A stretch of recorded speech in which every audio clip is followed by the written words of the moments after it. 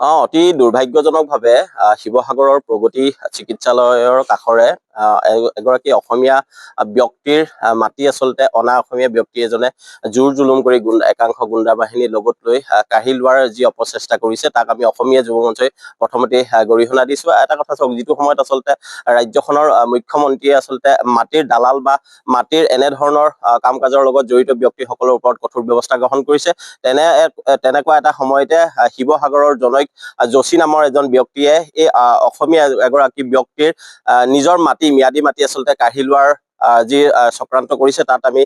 নিশ্চিতভাৱে গৰিহণা দিছো। আৰু এই ক্ষেত্ৰত আমি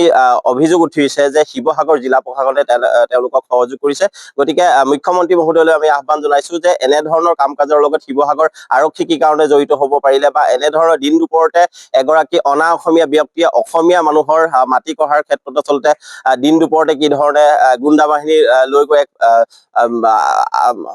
বেলেগ ধৰণৰ চিটুৱেশ্যন ক্ৰিয়েট কৰিছে তাৰ ওপৰত সন্দেহ উপজিছে। গতিকে আমি অসম চৰকাৰলৈ আহ্বান জনাইছো, শিৱসাগৰ জিলা প্ৰশাসনলৈ আমি আহ্বান জনাইছো যে অনতি পলমে এই চক্ৰৰ লগত জড়িত যি যোশী উপাধিৰ মানুহ তেখেতক গ্ৰেপ্তাৰ কৰিব লাগে, আৰু তেখেতৰ লগত যি সাংগু পাংগু বা যি কেইজন আচলতে গুণ্ডা বাহিনী লৈ এই অসমীয়া মানুহজনৰ পৰা মাটি কঢ়াৰ চেষ্টা কৰিলে তেওঁৰ ওপৰত বিহিত ব্যৱস্থা গ্ৰহণ কৰিব লাগে। অন্যথা কিন্তু আমি অসমীয়া যুৱ মঞ্চই এই ব্যক্তিজনৰ কাষত ইতিমধ্যে আমি থিয় দিছো, আৰু প্ৰশাসনে যদিহে তেওঁক ন্যায় প্ৰদান কৰিব নোৱাৰে তাৰ পিছত আমি কিন্তু শিৱসাগৰ জিলা প্ৰশাসনৰ এগেইনষ্টত যাবলৈ আমি কুণ্ঠাবোধ নকৰিম।